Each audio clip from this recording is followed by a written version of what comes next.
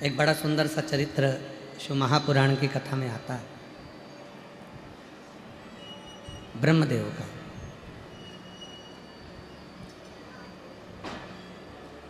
आवाज बढ़ाओ भाई। एक ब्रह्मा जी का बड़ा सुंदर चरित्र आता है। एक बार ब्रह्मा जी ने भगवान विष्णु को निमंत्रण दिया ब्रह्मलोक में आने के लिए।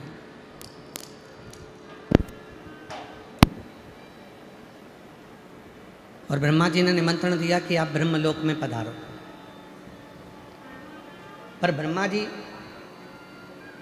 भगवान विष्णु के यहाँ तो निमंत्रण देकर आ गए।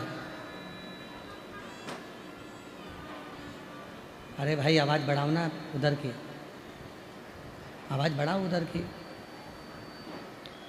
ब्रह्मा जी भगवान विष्णु जी के यहाँ तो निमंत्रण देकर आ गए। इंद्रदेव के यहाँ भी उन्होंने सूचना पहुंचा दी कि आपको आना है। गरुण और वरुण के यहाँ भी सूचना कर दी कि आपको आना है। पर ब्रह्मा जी ने एक सूचना भगवान देवादिदेव महादेव के यहाँ नहीं करी।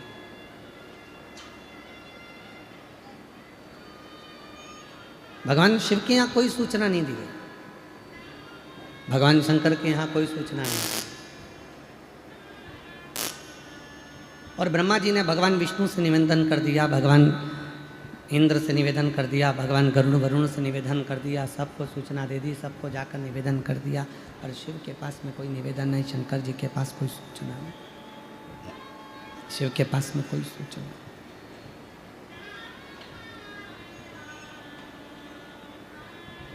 निमंत्रण दिया हुआ ब्रह्मा जी इंतजार कर रहे हैं कि अभी भगवान विष्णु आएंगे।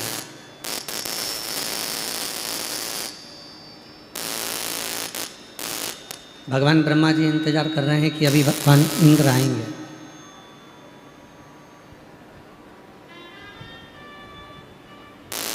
भगवान ब्रह्मा जी इंतजार कर रहे हैं कि गरुण वरुण आएंगे, ये देवता आएंगे, वो देवता आएंगे।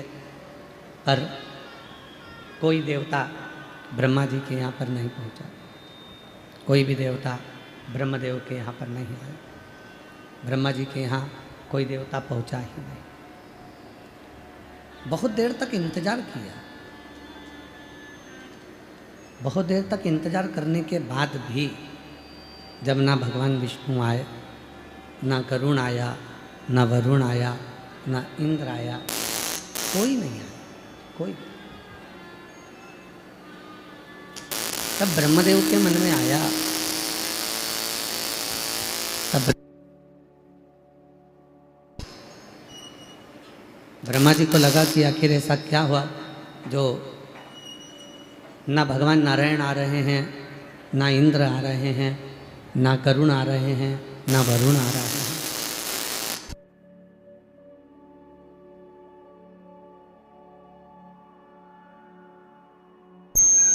कारण क्या है जो कोई भी देवता मेरे यहाँ आने को तैयार नहीं। शिव महापुराण की कथा कहती है, बड़े ध्यान से स्मरण करिएगा थोड़ा सा, ईमानदारी से बोलना। मेरी जितनी जीजियाँ बैठी हैं, मेरे जितने बेटियाँ बैठी हैं, जितने मेरे जीजा बैठे हैं, जितने मेरे बेटा बैठे हैं, जितने मेरे बुजुर्ग माँ बाप बैठे हैं, बड़े सावधानी से स्मरण करिएगा। आप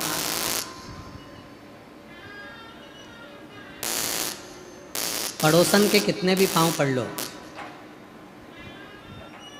आप पड़ोसन की कितने भी चरण धोकर पी लो, आप पड़ोसन को कितने भी चरणों को नमन कर लो, और घर की सास को नमन मत करो, घर की माँ को नमन मत करो, तो जरा विचार करिएगा, जरा सोचिएगा, विचारिएगा, स्मरण करिएगा। तुम्हें चाबी का गुच्छा कौन देगी? क्या पड़ोसन अपनी चाबी का गुच्छा तुमको देगी? जम के बोलो जरा, नहीं देगी। तुमने पड़ोसन को कितना भी नमन किया, तुमने पड़ोसन को कितना भी प्रणाम किया तो भी वो अपनी जायदाद, अपनी प्रॉपर्टी, अपनी रकम, अपना सोना चांदी, अपना हीरा पन्ना, अपना जायदाद तुमको नहीं दे, वो तुमको नहीं दे। पर तुमने अपनी सास को प्रणाम करा चाहे ना करा, तुमने अपनी सास को नमन करा चाहे ना करा, फिर भी वो सास आखिरी में मरते मरते भी अपनी जायदाद का पूरा हिस्सा तुमको ही देकर जाएगी, तुमको ही। वो किसी दूसरे को देने वाले नहीं है, वो किसी दूसरे को प्रदान करने वाली नहीं है। शिव महापुराण का ब्रह्मा जी का जो ये चरित्र है, ब्रह्मदेव का जो वर्णन है शिव पुराण में, वो यही वर्णन कर रहा है कि ब्रह्मा जी ने भगवान विष्णु को निमंत्रण दिया, ब्रह्मा जी ने इंद्र को निमंत्रण दिया, ब्रह्मा जी ने गरुण वरुण को निमंत्रण दिया, ब्रह्मा जी ने सारे देवताओं को निमंत्रण दिया, पर ब्रह्मा जी ने भगवान शंकर को निमंत्रण नहीं दिया, भगवान शिव को निमंत्रण नहीं दिया। पर शिव पुराण की कथा कहती है, भगवान का चरित्र कहता है कि अगर सबको निमंत्रण दिया और कोई नहीं आया तो पूछा भगवान ब्रह्मा ने स्वयं देवऋषि नारद से कि तुम मेरे पुत्र हो, तुम मेरे बेटे हो, तुम मेरे पुत्र हो, कम से कम तुम तो बताओ कि भगवान विष्णु नहीं आते हैं, भगवान इंद्र नहीं आ रहे, गरुण वरुण नहीं आ रहे, देवता कोई नहीं आ रहा है, उसका कारण क्या है? तो भगवान देवऋषि नारद जी ने जो कहा, देवऋषि नारद जी ने कहा क्या आपने शिव जी को निमंत्रण दिया?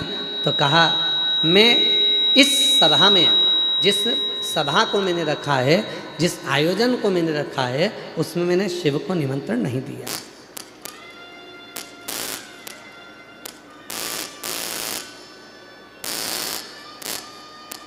उसमें मैंने देवादिदेव महादेव को, भगवान शंकर को निमंत्रण नहीं दिया,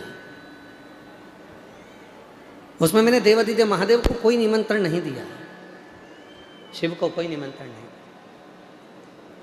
अब देवऋषि नारद जी ने कहा ब्रह्मा जी से, आपने सबको निमंत्रण दिया, शिव को निमंत्रण नहीं दिया, सब देवता नहीं आए, अब एक काम करो, फिर एक आयोजन करो, उसमें किसी को निमंत्रण मत देना, केवल एक देवादिदेव महादेव को निमंत्रण देना, किसी को निमंत्रण मत देना, केवल एक देवादिदेव महादेव भगवान ओघड़दानी को, भगवान शंकर को निमंत्रण देना, और किसी को।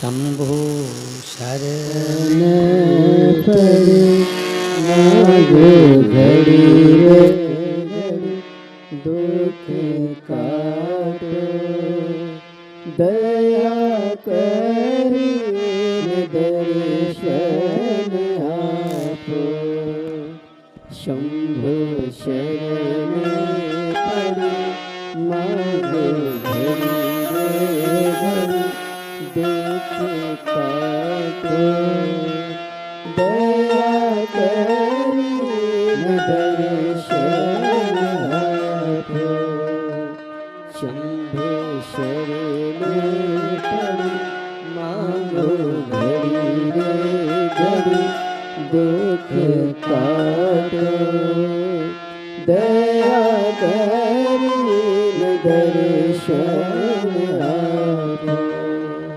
अब स्वयं भगवान देवऋषि नारद जी ने कहा,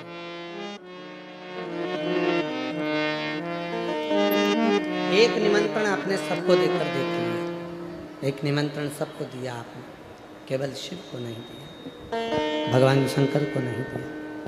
अब एक कार्य और कर कर देखिए,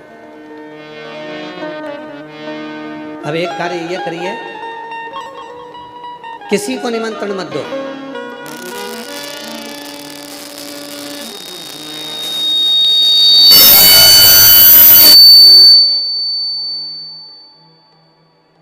अब एक कार्य ये करिए कि किसी को निमंत्रण मत दो, अगर निमंत्रण देना है तो केवल एक देवादिदेव महादेव को, भगवान शिव को,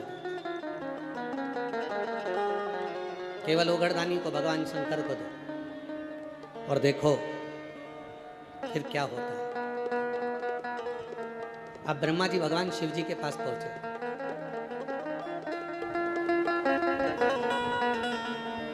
मन में संकोच था ब्रह्मा जी के। ब्रह्मा जी के मन में संकोच का कारण केवल इतना सा था कि मैंने इतना बड़ा आयोजन करा और उसमें शिव जी को निमंत्रण नहीं दिया था। और आज जब कोई देवता यहाँ नहीं आए तब मैं भगवान शिव को अब निमंत्रण देना चाहता हूं।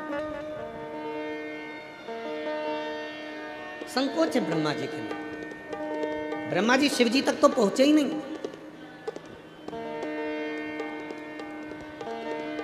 और ब्रह्मा जी शंकर भगवान तक ना पहुंचकर ब्रह्मा जी को मिल गए बीच में नंदी। और नंदी के पास में जाकर ब्रह्मा जी ने कहा, नंदीश्वर देवाधिदेव महादेव जी से कह देना ब्रह्मा जी आए थे,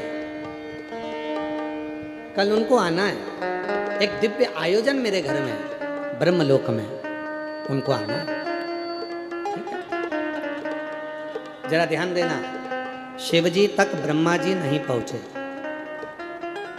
ब्रह्मा जी का शिव जी से कोई मिलन नहीं हुआ। बस नंदी से कहा, कह देना भोले बाबा को कि मैं आया था और कहकर गया।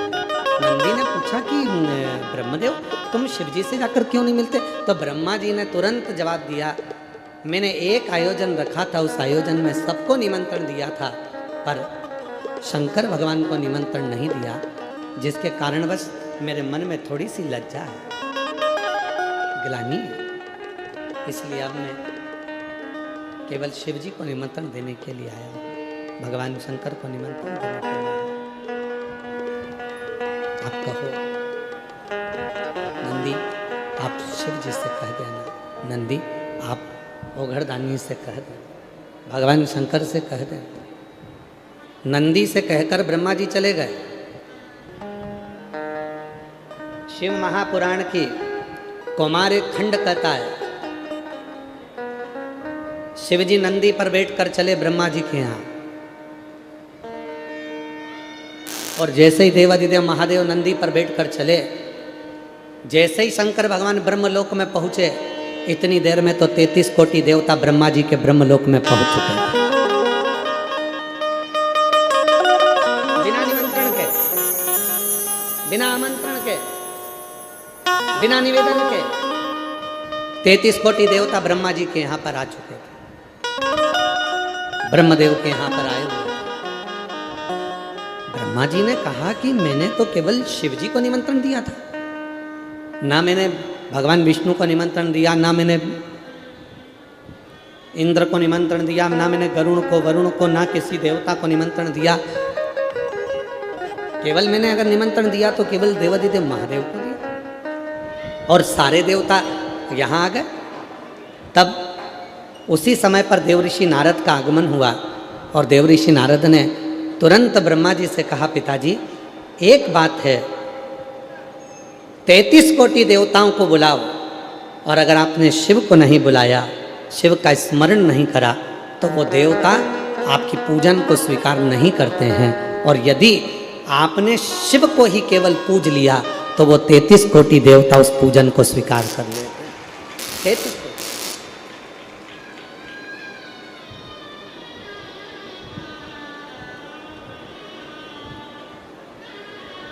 वीर शैव लिंगायत संप्रदाय के अंतर्गत, अगर यहाँ पर वीर शैव लिंगायत संप्रदाय के शिव भक्त अगर बैठे होंगे तो उनके स्मरण में रहेगा।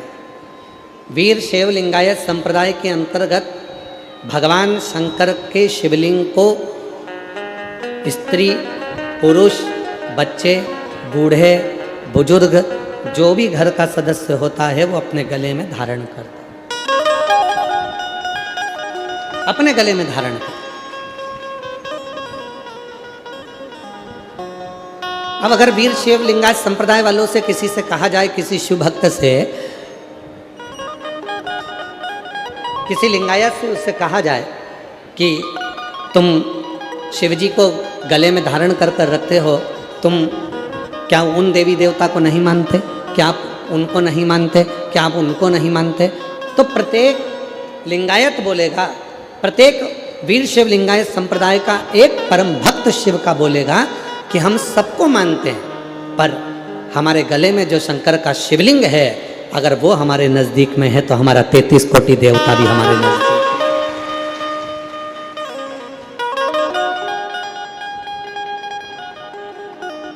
यदि एक शिवलिंग हमारे गले में है, एक शिवलिंग हमारे नजदीक में है, तो हमारे पास में 33 कोटि देवता सब हमारे नजदीक में, सब। कितना सुंदर कहा है, स्मरण करिएगा जरा। शिवलिंग पे चढ़े हुए जल को जब हम अपने ऊपर प्रोक्षण करते हैं, शिवलिंग पे चढ़े हुए जल को जब हम अपने ऊपर छींटते हैं, शिवलिंग पे चढ़े हुए जल को जब हम आचमन करते हैं, और हम आचमन कर कर या प्रोक्षण कर कर अपने ऊपर छींट कर कहीं पर भी चले जाएं, किसी भी जगह पर चले जाएं, किसी से भी मिलने, किसी भी स्थान पर पहुंच जाएं, शिव महापुराण की कथा कहती है, जब तक शंकर के शिवलिंग का जल तुम्हारे मस्तक पर चढ़ा रहता है, तुम्हारे कपड़े पर छुआ हुआ रहता है, तब तक तुम जिस जिस से मिलते हो सभी को गंगा के स्नान का पुण्य फल प्राप्त होता रहता है। गंगा के स्नान।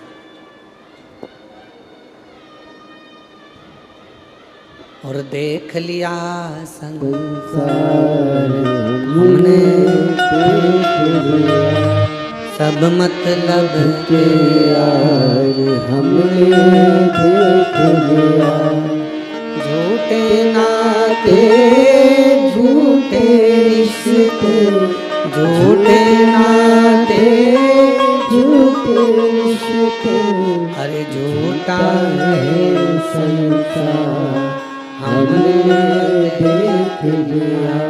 देख लिया संसार हमने देख लिया सब मतलब के यार हमने देख लिया। शंकर भगवान पर चढ़े हुए, और कई लोग कहते हैं गुरुजी वो शिव जी का चढ़ा हुआ जल जो हमारे मस्तक पर पड़ा हुआ है, हमारे कपड़े पर पड़ा हुआ है, वो तो सूख जाएगा, फिर भी किसी का स्पर्श करेंगे और उसको गंगा के स्नान का फल मिल जाएगा। ये जब जल सूख गया, जब जल समाप्त हो गया, तो फिर उसका फल कैसे मिले? शिव महापुराण की कथा कहती है, अपने कपड़े पर जब पानी का छींटा लग जाता है, अपने तन पर कहीं पानी की एक बूंद भी गिर जाती है, तो ध्यान देना, जब तक उस पर दूसरी बूंद ना पड़े तब तक वो स्थान पर उस बूंद का स्मरण, उस बूंद का स्थान बना ही रहता है, चाहे वो सूख जाए, चाहे वो चले, चाहे वो सूख जाए, वो बूंद का स्थान बना ही रहता। शिव पर चढ़ा हुआ जल, भगवान शंकर पर चढ़ा हुआ जल जब हम प्रोक्षण करते हैं, शिव पर चढ़े हुए जल को जब हम अपने ऊपर छींट कर जाते हैं, शंकर पर चढ़े हुए जल का जब हम आचमन कर कर जाते हैं, तो जिस जिस से मिलते हैं, जिस जिस के करीब में जाते हैं, सबका उद्धार कर देते हैं, सबका कल्याण।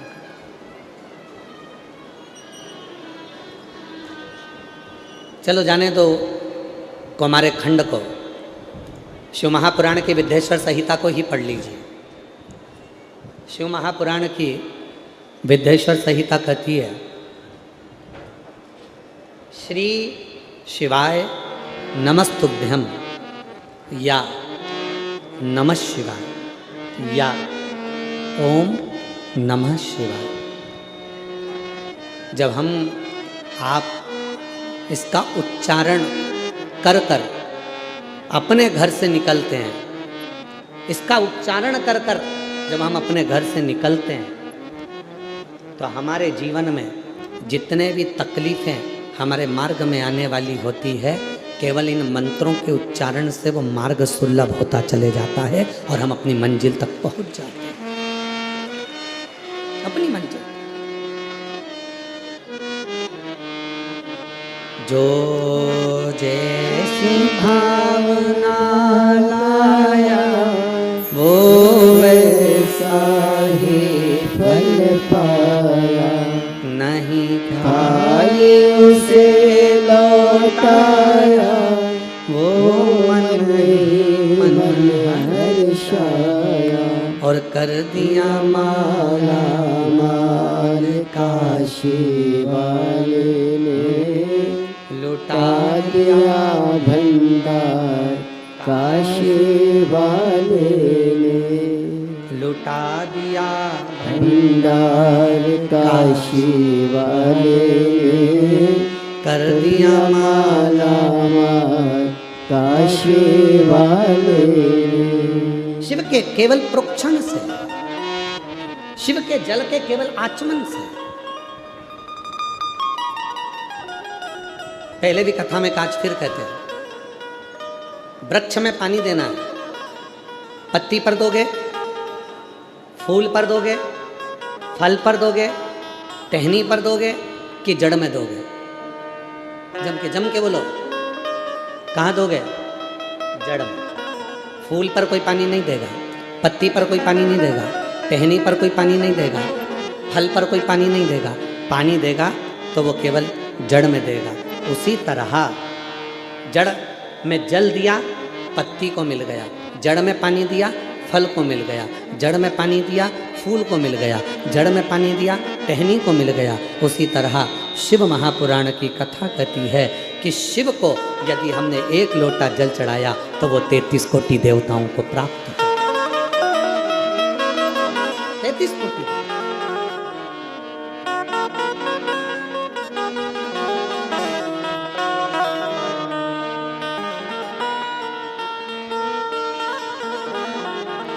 एक कितनी सुंदर कथा है रत्नावती की।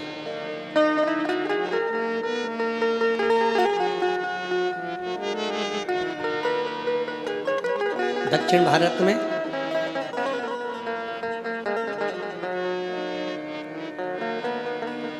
एक रत्नावती नाम की एक लड़की अपनी मां के साथ में रहती थी।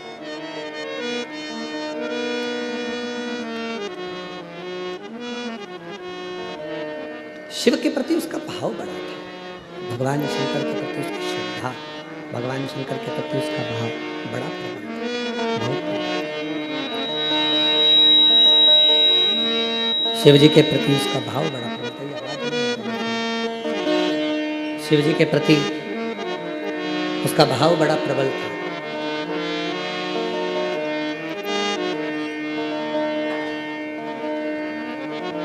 रत्नावती का नियम था, कोई भी वृक्ष की पत्ती को तोड़ती थी और महादेव को समर्पित कर देती। आप में से भी कई मेरी जीजियां ऐसी बैठी हैं जिनका नियम है, बेलपत्र नहीं मिलती है तो किसी भी वृक्ष की पत्ती तोड़कर शंकर जी के शिवलिंग पे चढ़ा देती।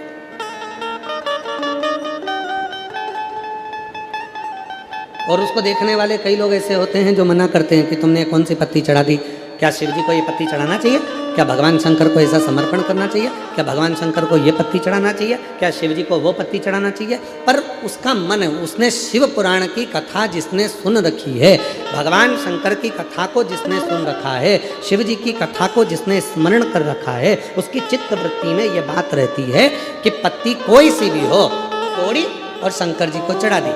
हमारा काम है भगवान को समर्पित करना, फिर उसका काम है उसको स्वीकार करना। हमने अपने भाव से उसको दे दिया, हमने अपने भाव से उसको।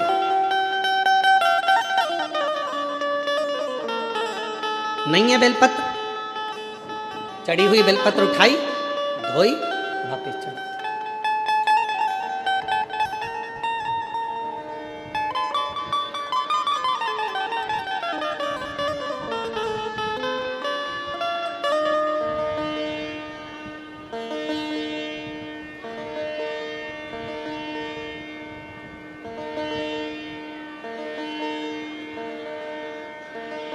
इसी महाराष्ट्र की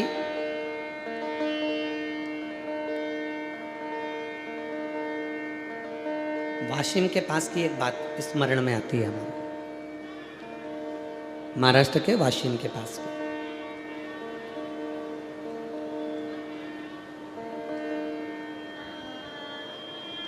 दो तीन माताएं बैठकर शिव जी का पूजन कर रही थी, भगवान शंकर की आराधना कर रही थी, शिव जी की साधना कर रही थी, शिव जी का पूजन कर रही थी।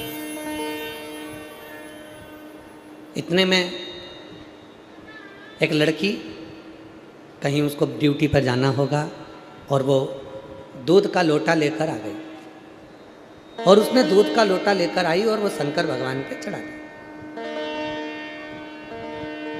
अब जितनी भी मेरी जीजियां बैठी थी जो पूजन कर रही थी वो नई नई साड़ियां पहनकर कोई उत्सव होगा तो पूजन करेगी। अब वो जल चढ़ाया शंकर जी पे और लड़की को जल्दी जाना था तो जल्दी से चढ़ाकर जो गई तो वो सारा दूध का जो छींटा था, दूध का जो भाग था, जो जितनी मेरी जीजियां बैठी थी सबके कपड़े पर, सबकी साड़ी पर, सबके ऊपर चला। दोनों में सब माताओं ने मिलकर उस लड़की को पकड़ लिया। विवाद छिड़ गया, खूब विवाद हुआ। लड़की बोली मैंने जल दूध चढ़ाया उसमें क्या गलती करी, मेरे को कॉलेज जाना था, चढ़ा कर मैं जा रही थी। दूसरी बोली हमारा पशुपति व्रत था, नई साड़ी पहनकर आए थे, पूरे के पूरे तुमने डाल दिया और हमारे पूरे कपड़े में, थाली में, हमारी थाली में जितना सामान था सब में दूध ही दूध चले गए। विवाद। अब वो भी दोनों शंकर की भगत जो पूजन करने बैठी हैं वो भी और जो जल चढ़ाकर दूध चढ़ाकर जा रही है वो भी, दोनों में झगड़ा हो गया। ये 4-5 वो अकेली। अब भी लगाओ फोन सीवर वाला महाराज को, पूछो क्या मैंने गलती करी। इधर से वो 5 बैठी थी उनने भी फोन लगाया, उधर से वो अकेली ने भी फोन लगाया। सीहोर फोन गया, सीहोर से आशीष का नंबर लिया, आशीष को फ़ोन लगाया। आशीष उस समय पर हमारे पास में नहीं था, उसने विकास महाराज को फ़ोन लगाया, विकास महाराज भी उस समय हमारे पास नहीं थे। फिर उन्होंने सत्यम महाराज को फ़ोन लगाया, सत्यम महाराज को फ़ोन लगाया। फिर सत्यम महाराज हमारे पास में आकर बोले गुरुजी एक माताओं का थोड़ा सा विवाद छिड़ा और उसमें थोड़ा सा दोनों की तरफ से फ़ोन आ रहा है, पहले आप वो जो बैठ कर पूजन कर रही हैं उनसे कुछ बात कर लो, फिर वो जो खड़े होकर जो दूध चढ़ाई उससे बात कर लो। विवाद चल खड़े होकर जिसने दूध चढ़ाया वो कहने लगे मेरे को जल्दी जाना था, शिव जी पे दूध चढ़ा दिया, वो दूध इनकी थाली में चले गया, इनके कपड़ों पर चले गया, इनके ऊपर चले गया, तो ये मुझसे लड़ रही हैं। और जो नीचे बैठी थी वो कहने लगे हमारा थाली खराब कर दी, हमारा कपड़ा खराब कर दिया, हमारा पूरा अंग दूध में गीला कर दिया। अब हमने कहा तुम स्पीकर चालू करो, और स्पीकर चालू कर हमने कहा जितनी मेरी जीजियाँ बैठी हैं पूजन करने के लिए, अगर कोई ने दूध चढ़ाया है और वो चढ़ा हुआ दूध अगर देव अधिदेव महादेव का अपने शरीर पर आ जाता है तो कुमार खंड में श्री सेलम पर जब भगवान शंकर पहुँचे थे माँ पार्वती को लेकर, और माँ वीणा वादनी माता सरस्वती ने जब भगवान शंकर को दूध चढ़ाया था और सारे देवताओं के श्री विग्रह पर, श्री सेलम की भूमि पर जब देवताओं के शरीर पर पड़ गया था, उसी में से इंद्र को क्रोध आया था। तब स्वयं तुमरुका जी ने कहा था ए इंद्र क्रोध मत करो, जब शिव पर चढ़ा हुआ दूध अपने शरीर पर आता है तो शिव आशीर्वाद देते हैं कि दूधो नहाओ पूतो फलो, तुम्हारी जिंदगी में खूब आगे बढ़ो। और तुम झगड़ा कर रहे हो, तुम विवाद कर रहे हो।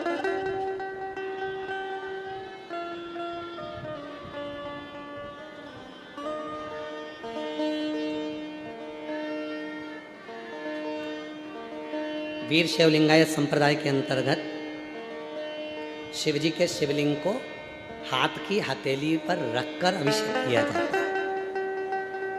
यहाँ पर अगर कोई बैठे होंगे तो उन लोगों के स्मरण में बैठे हैं, यहाँ पर वीर शिवलिंगायत संप्रदाय बैठे हो, कहाँ रखकर करते हो अभिषेक? बोलो जरा।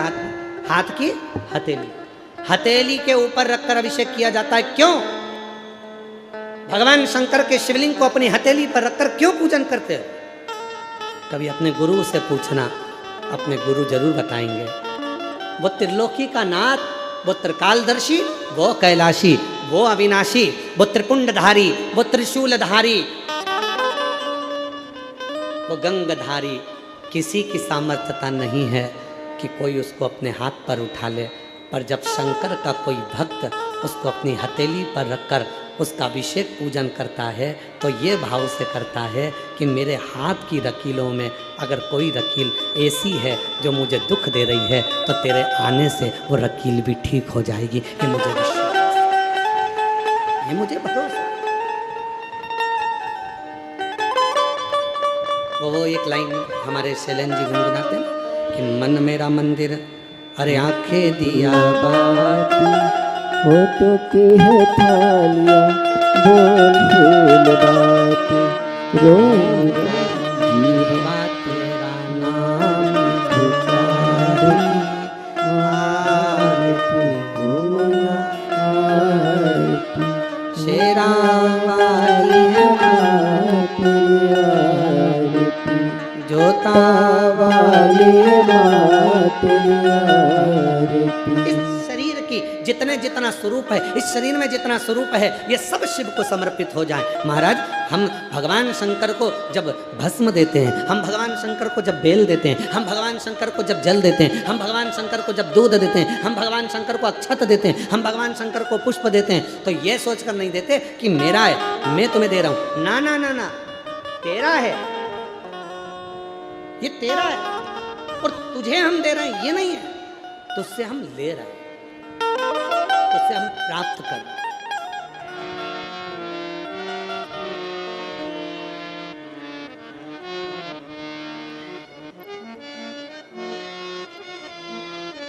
ये हमारा नहीं है, ये सब तेरा है। यहाँ कुछ भी मेरा नहीं है, यहाँ सब कुछ तेरा है। यहाँ मेरा अपना कुछ भी नहीं है, यहाँ सब कुछ तेरा है। हमारा क्या? दक्षिण भारत की एक लड़की रत्नावती,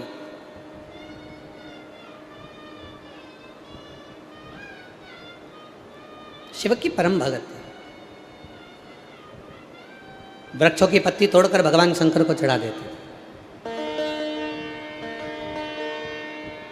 बैठी हैं यहाँ पर कई माताएं मेरी, कई जीजियां मेरी, जिनका एक मियाँ में कई पत्ती तोड़ी, शिव जी को नहीं है बेलपत्र चढ़ा दिया।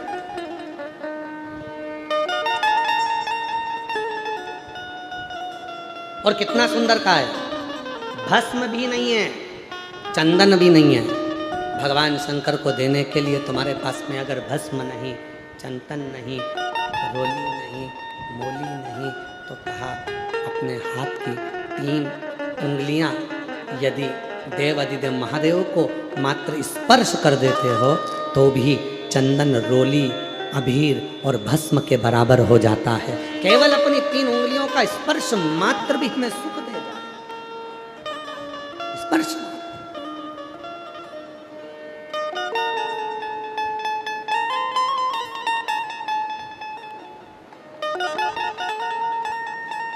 एक बात कही थी, जितनों ने भी सुनी होगी, शायद जिन्होंने सुनी होगी वह हाथ जरूर उठाना। एक बार हमने कहा था, शिव महापुराण के स्कंद पुराण के अंतर्गत काशी खंड में वर्णन मिलता है। स्कंद पुराण के काशी खंड में वर्णन मिलता है, संसार का यदि कोई मनुष्य भगवान शंकर पार्वती जी से मणिकर्णिका के घाट पर कहते हैं, सुनो जगत जननी जगदम्बा, हे महेश्वरी, हे पार्वती, मैं तुम्हें, हे हिमालय की सुपुत्री, हे हिममान की पुत्री, मैं तुमको एक बात कहना चाहता हूँ। अगर मेरे शिवलिंग की आराधना करने वाला, साधना करने वाला भूलवश भी यदि अपने हस्त कमल का स्पर्श शिवलिंग पर चढ़े हुए जल को, जो जलाधारी, आप लोग जरा स्मरण करिएगा, वैसे तो आप सब बहुत शिव भगवान शंकर की भक्ति में अच्छे रमे हुए हो, फिर भी समझिएगा। हे पार्वती, शिवलिंग पर चढ़े हुए जल को जो नीचे गिरता है, जलाधारी पर जाता है, और जलाधारी से जो नीचे की ओर जाता है, जहाँ जिस मार्ग से अशोक सुंदरी, कार्तिकेय, गणेश जी के उस मार्ग से जो नीचे गिरता है, और नीचे गिरने वाली जो जगह है, उस जगह पर यदि कोई शिव भक्त की हाथ की हथेली का मात्र स्पर्श हो जाता है तो वो संसार सागर में दूसरी बार जन्म नहीं लेता। स्कंद पुराण में भगवान देवाधिदेव महादेव काशी खंड में यह वर्णन करते हैं, काशी खंड में। इसलिए जो शिव को भजने वाले हैं, शंकर का स्मरण करने वाले हैं, शंकर की भक्ति करने वाले हैं, शंकर की भक्ति में डूबने वाले हैं, जो शिव जी का अभिषेक करते हैं, वो क्या करते हैं, शिव जी का अभिषेक करते करते शंकर भगवान को स्पर्श करते हैं, स्नान कराते कराते वो भगवान शंकर की जलाधारी को हर ओर अपनी हाथ की हथेली से रगड़ते हैं, उसको स्पर्श करते हैं, उसको छूते हैं। क्यों? क्योंकि ये संसार सागर से हमारा दूसरा जन्म है। इस संसार सागर में हमारा दूसरा जन्म है। इस संसार सागर में फिर हम जन्म ना लें, इस संसार सागर में हम बार बार जन्म ना लें। पुनरपि जननम पुनरपि मरण, जन्म और मृत्यु के प्रपंच से हम छूट जाए।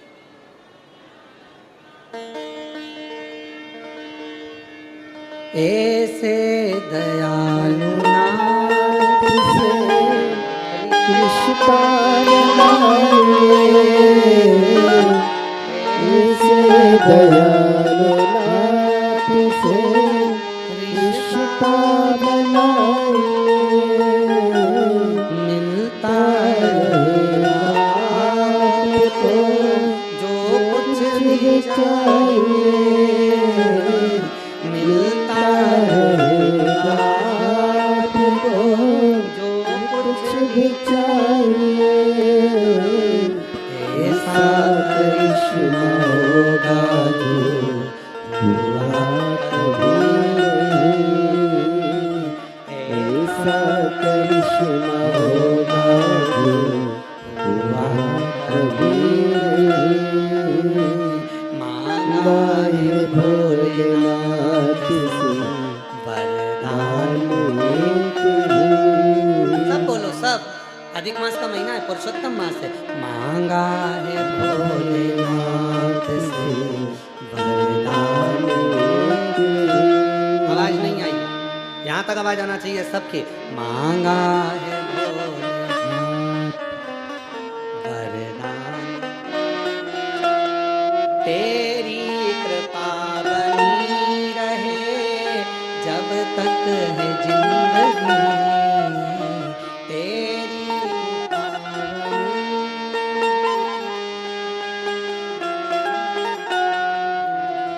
तेरी कृपा बनी रहे जब तक है जिंदगी, तेरी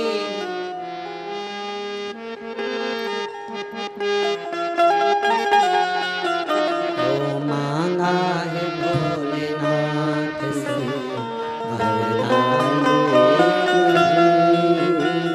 मांगा है भोलेनाथ से वरदान।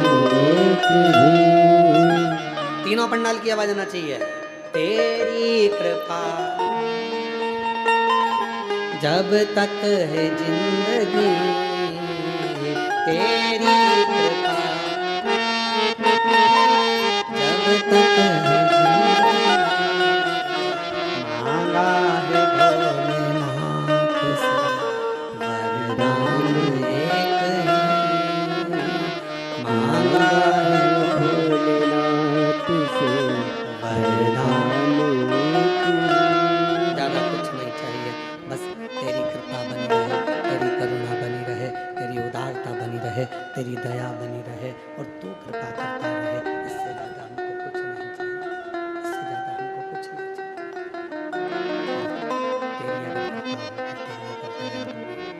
तेरी अगर करुणा होगी, तेरी अगर करुणा होगी तो तू सब कुछ कर सकता, सब कुछ कर सकता। बस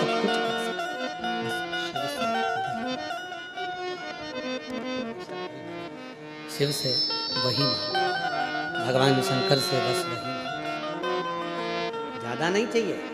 कृपा। दक्षिण भारत में रहने वाली वो रत्नावती बूढ़ी माँ के साथ रहती थी। शिव जी को एक पत्र तोड़ कर चढ़ा देते थे।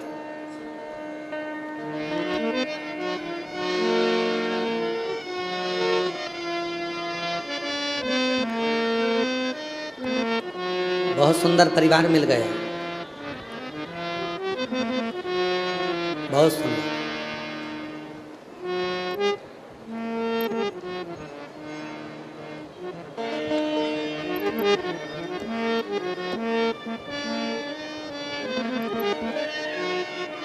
कई लोग पूछते हैं गुरुजी, हम शिव जी को जल चढ़ाते हैं तो उसका फल मिलता है?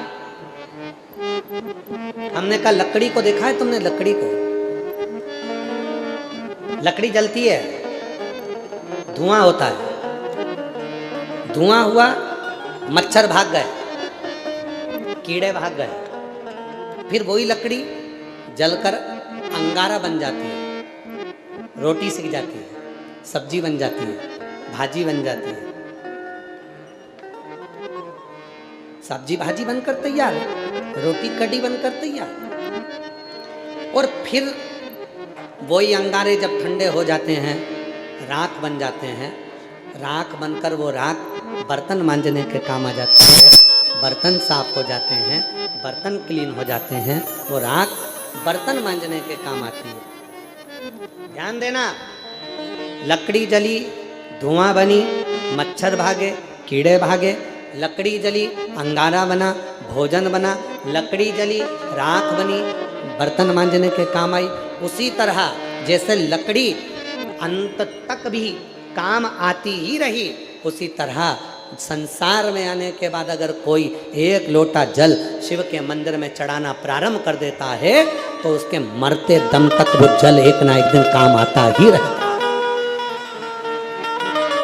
उसके अंतिम श्वास तक वो जल काम आता ही रहता है, उसके अंतिम क्षण तक वो जल काम आता ही रहता है, अंतिम श्वास तक वो जल काम, अंतिम श्वास।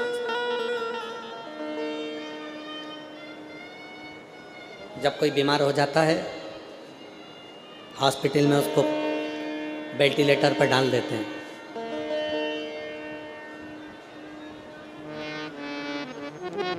तुम्हारा कोई परिचित, तुम्हारा कोई रिश्तेदार, तुम्हारा कोई पहचान वाला हॉस्पिटल में भर्ती हुआ, उस वेंटिलेटर के पास में, उस आईसीयू में, उस आईसीयू में, उस वेंटिलेटर के पास में घर के कितने लोग रहते हैं? जम के बोलो जरा जल्दी से। किसी को रखते हैं घर में? नहीं, सबको बाहर। चलो, मरीज है ना अंदर, डॉक्टर अपना काम कर रहे हैं, सिस्टर अपना काम कर रही है, चलो बाहर निकलो, सब बाहर निकलो, मिलने का समय है, इतनी बजे मिलने आना, चले जाना। पर बाकी के किसी को अंदर आने नहीं देते, किसी को अंदर नहीं आने देते। चलो बाहर निकलो, चलो बाहर निकलो। केवल डॉक्टर है, सिस्टर है। और महाराज शिव पुराण की कथा कहती है, डॉक्टर अपना काम करेगा, सिस्टर अपना काम करेगी, और तुमने जो एक लोटा जल शिव जी को चढ़ाया है, तुमने जो भगवान शंकर को एक लोटा जल समर्पित करा है, तुमने जो भगवान शिव को एक लोटा जल समर्पित करा है, तुम्हारे अंतिम क्षण में, अंतिम पल में, तुम्हारे दुख की घड़ी में वो एक लोटा जल तुम्हारे पलंग के पास आकर खड़ा हो जाएगा और तुम्हारा साथ देना प्रारंभ कर देगा, तुम्हारा साथ देना प्रारंभ कर देगा वो एक लोटा। और अंत समय प्रभु वचन दिया तो निभाना पड़ेगा। आए आए प्रभु को ढूंढना, अंत समय प्रभु आना पड़ेगा। वचन दिया तो निभाना पड़ेगा। अंत समय प्रभु आना पड़ेगा। कोई नहीं आएगा। पलंग पर पड़े हो गए, अंतिम सांसें गिन रहे हो गए, डॉक्टर अपना काम करेगा, सिस्टर अपना काम करेगी, सब अपने कर्म में लगे होंगे, घर वाले बाहर बैठे हुए होंगे, नेत्रों में जल भरा होगा, और उस समय पर कोई काम नहीं चल रही है, आके सुनो तो सभी, सब कोई काम नहीं करेगा। तब काम करेगा तो तुम्हारा किया गया भजन और तुम्हारा दिया गया एक लोटा जल ही काम करेगा। और वो जो काम करेगा वो कोई नहीं कर सकता। वो जो काम करेगा वो जीवन के सार्थकता सिद्ध कर देगा। वो जो काम करेगा वो जीवन का सुख आनंदित कर देगा। वो जो काम, कोई काम नहीं।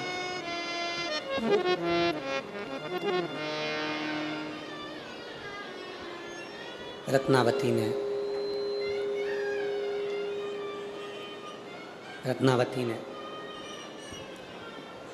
पेड़ों की पत्तियों को तोड़कर शिव जी को चढ़ाना प्रारंभ करा, भगवान शंकर को चढ़ाना प्रारंभ करा। उसका नियम था, उसका क्रम था।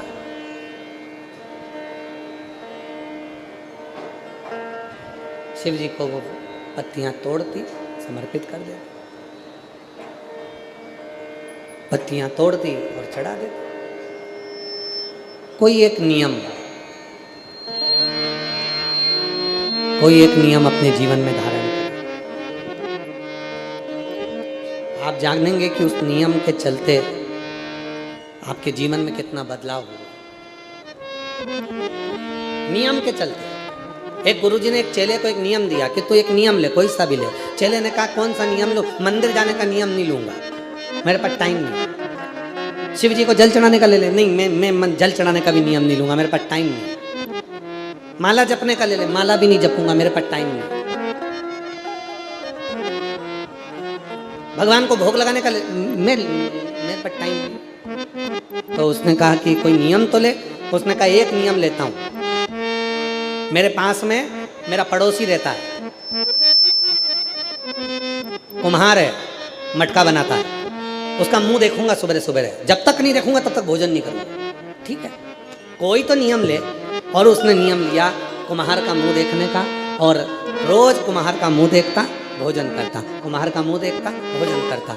आज घर आया और घर आने पर मालूम पड़ा कुम्हार ही नहीं है। तो पता करा कहाँ गया, तो क्या मिट्टी खोदने गया। अरे बाप रे, मुझे तो भूख लग रही बहुत तेज, अब करूँ तो करूँ क्या, अब करूँ तो करूँ क्या। ढूंढने के लिए गया, उसके घर गया। कुम्हार कहाँ गया, तो क्या ये दक्षिण दिशा में गया। दक्षिण दिशा में गया उसको ढूंढने के लिए, और जैसे ही गया कुम्हार मिट्टी खोद रहा था। मिट्टी खोदते खोदते इतने में कुम्हार को मिट्टी के नीचे से सोने का हंडा मिल गया। जैसे ही हंडा मिला, इसने मुख देखा उस कुम्हार का और चिल्लाकर बोला, देख लिया।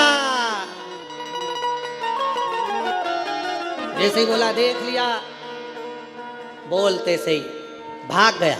कुम्हार को लगा इसने सोने का हंडा देख लिया। कुम्हार ने मिट्टी में सोने के हंडे को दबाया, दौड़ा उसके पीछे और दौड़ते दौड़ते उसके घर पहुंच गया। भैया भैया, मैं तेरे हाथ जोड़ता हूं, तो किसी से मत कहना, एक काम कर, आधा मेरा आधा तेरा। तो उसने पूछा, भैया किस बात की बात कर रहा है? मैं तो तेरे मुंह की देखने की बात कर रहा था। मेरे गुरुजी ने वचन लिया था कि एक नियम पालना, और मैंने नियम पाला था तेरा मुख देखने का। मुझे नहीं मालूम कि तुझे सोने का हंडा मिला। और देखो आखिरी में आधा सोने का भाग उसको मिल गया, आधा कुम्हार, सोना बढ़ गया। केवल एक नियम हम अपनी जिंदगी में लेते हैं तो उसका फल हमको जरूर मिलता। एक नियम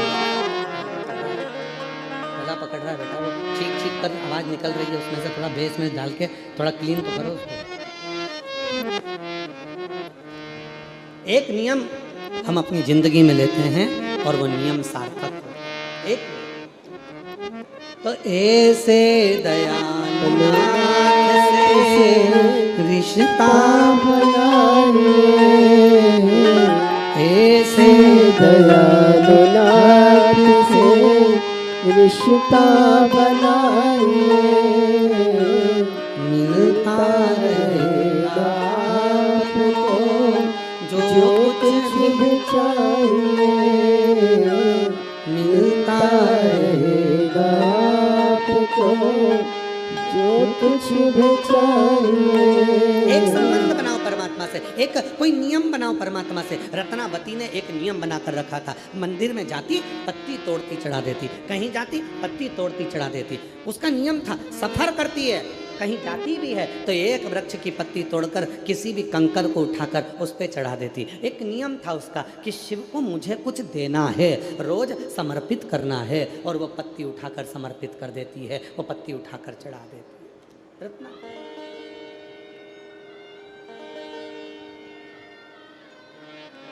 शिव ने कृपा कर दी, भगवान शंकर ने करुणा कर दी, भगवान शिव ने दया कर दी। और मेरे भोले बाबा ने क्या दया करी कि रत्नावती का विवाह हुआ। इतने अच्छे घर में उसका विवाह हो गया, अच्छा वर मिल गया, अच्छा घर मिल गया, अच्छा। पर जिस वर से उसका विवाह हुआ उसके घर में ना सास थी, ना ससुर था, ना देवर था, ना जेठ था, ना ननन थी, ना नंदोई था, केवल अकेला लड़का था जिससे उसका विवाह हुआ। अब आप लोग तो कहोगे अच्छा है गुरुजी, कोई नहीं था। पहले के समय में लड़की के लिए लड़का ढूंढते थे तो बड़ा घर ढूंढते थे। कम से कम लड़की के 4-5 काका ससुर, ताऊ ससुर हों, 2-4 मामा ससुर हों, 3-4 फूफा ससुर हों, 2-4 मौसा ससुर हों,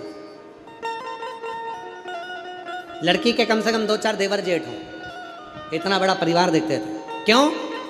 लड़की के लिए बड़ा परिवार इसलिए देखा जाता था कि लड़की को अगर कोई दुख होगा वो अपने पति से नहीं कह पाएगी, ससुर से नहीं कह पाएगी, तो काकी सास से कह देगी, काकी से नहीं कहेगी ताई से कह देगी, ताई सास से नहीं कह पाएगी ननन से कह देगी, एक ननन से नहीं बोलेगी तो दूसरी ननन से बोल देगी, दूसरी ननन से नहीं बोलेगी तो मौसी से बोल देगी, मौसी से नहीं बोलेगी तो मामी से बोल देगी, मामी से नहीं बोलेगी तो बुआ से बोल देगी। किसी को कहकर अपना मन तो हल्का कर लेगी, इसलिए बड़ा परिवार देखते थे। आज के ज़माने में लड़की के लिए जो घर ढूंढा जाता है छोटे से छोटा, छोटे से छोटा, बिल्कुल छोटा। लड़का जॉब में, हाँ, कहाँ कर रहा है? बेंगलोर में। अच्छा,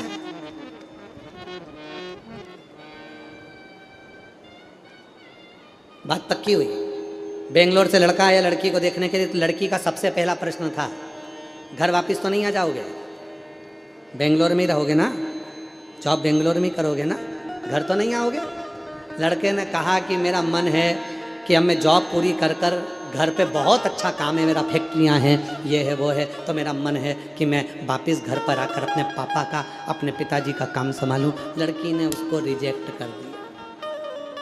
क्यों? कोई नहीं चाहिए, केवल मैं तुम दोनों रहें, कोई अपने को बोले नहीं, कोई अपने को कहे नहीं, कोई अपने को टोके नहीं, बस मैं अपनी मर्जी की करूं, तुम अपनी मर्जी का करो। पर शिव पुराण की कथा कहती है हर बेटी को चाहिए शादी करने से पहले वो अपने माँ बाप से बोले कि मेरे घर को देखना तो बड़ा देखना, कम से कम मेरे घर में 2-4 लोग तो हों जिनसे मैं हंस बोल कर बात कर सकूं और अपने जिबड़े की दुख को कह सकूं, अपने मन को हल्का कर सकूं, अपने मन को। पर आज के लोग नहीं कहते, आज के लोग नहीं कहते। रत्नावती को जो घर मिला वो अकेला लड़का, रत्नावती को जो घर मिला वो अकेला लड़का, कुछ नहीं करता, कोई परिवार में सदस्य नहीं, अकेला, अपने काम में लगा हुआ, अपने कृत्य में लगा। अब आया रत्नावती का जापे का समय, गर्भ से हो गए, गर्भस्थ हो गए, गर्भ में बच्चा आ गया, गर्भ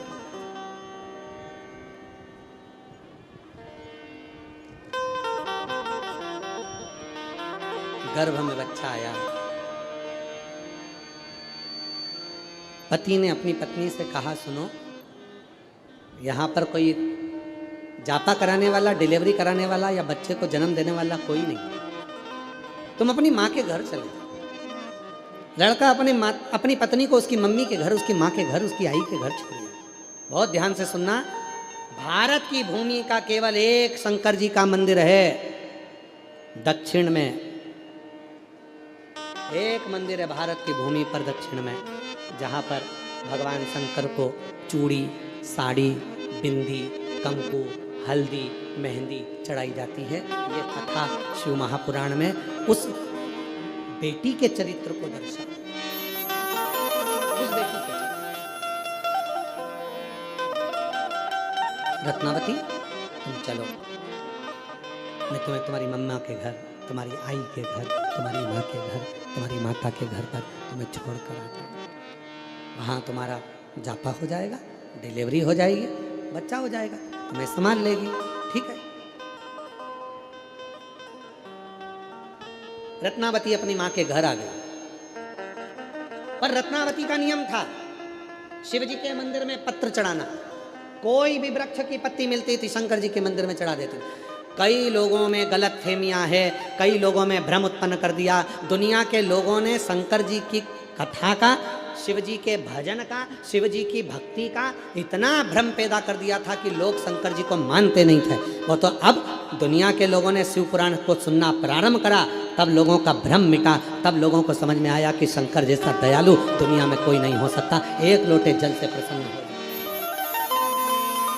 और आज भी कई गांवों में लोगों ने भ्रम पैदा कर रखा है, गर्भवती हो जाओ तो शंकर जी के मंदिर में जल मत चढ़ाओ, गर्भवती नारी को शंकर के मंदिर नहीं जाना चाहिए। कई माताएं कहती हैं गर्भवती नारी को शिव जी की पूजा नहीं करना चाहिए। कई लोग कह देते हैं गर्भवती स्त्री को शंकर जी का पार्थिव पूजन नहीं करना चाहिए। कोई कह देता है गर्भवती नारी को भगवान का पूजन नहीं करना चाहिए। कोई कह देता है गर्भवती स्त्री को शंकर जी की आराधना नहीं करना चाहिए।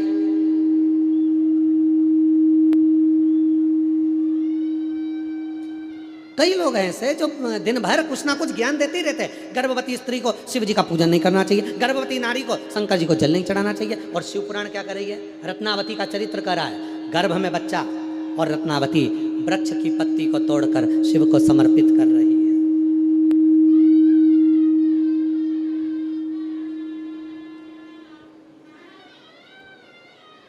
है। रत्नावती भगवान शंकर को वृक्ष की पत्ती समर्पित कर रही है। सावधान होकर सुने, कथा का स्मरण करें। आस्था चैनल के माध्यम से जितने भी लोग कथा को श्रवण कर रहे हैं, जितने देश के लोग कथा को सुन रहे हैं और जितने पंडाल में बैठकर कथा का तत्व ग्रहण कर रहे हैं, आप फेसबुक यूट्यूब पर कथा सुन रहे हैं, बड़ी सावधानी से सुनना। जो लोगों ने भ्रम उत्पन्न करा है उसको ये कथा सुनाना, रत्नावती का चरित्र सुनाना।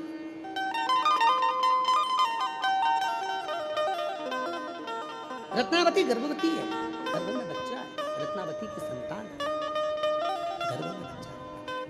और रत्नावती विचार करती है, रत्नावती के मन में भाव आता है। वृक्ष की पत्ती को तोड़कर रत्नावती शिव जी को समर्पित करती है। वृक्ष की पत्ती को तोड़कर रत्नावती शंकर भगवान को समर्पित करती है। क्या दूं मैं शिव, क्या प्रदान करूं मैं शिव? कहाँ से लाऊं गंगा, कहाँ से लाऊं यमुना, कहाँ से लाऊं गंगा, कहाँ से लाऊं यमुना, कहाँ से लाऊं सरयू अपार पड़ी रे, भोले तेरी सेवा हमसे ना बनी रे, शिव शंकर तेरी सेवा हमसे ना बनी रे। कहाँ से लाऊं लड्डू, कहाँ से लाऊं पेड़ा, कहाँ से लाऊं लड्डू, कहाँ से लाऊं पेड़ा, कहाँ से लाऊं बर्फी वो शक्कर चढ़ी रे, कहाँ से लाऊं बर्फी वो शक्कर चढ़ी रे, ओ भोले तेरी सेवा हमसे ना बनी रे, शिव शंकर तेरी सेवा हमसे ना बनी रे। कहाँ से लाऊं चंदा, कहाँ से लाऊं सूरज, कहाँ से लाऊं चंदा, कहाँ से लाऊं सूरज, कहाँ से लाऊं तारे आकाश जड़े रे, ओ भोले तेरी सेवा हमसे ना बनी रे, शिव शंकर तेरी सेवा हमसे ना बनी रे। कहाँ से रत्नावती वृक्ष की पत्ती को तोड़ती है। रत्नावती वृक्ष की पत्तियों को तोड़कर शिव को समर्पित करती है। शिव भगवान उग्रदानी को पत्तियां दे, गर्भवती है। एक गर्भवती नारी जब भगवान शंकर को पुकारती है, शिव उसके लिए क्या करते हैं ये शिव पुराण बोल रहे। पुकारो तो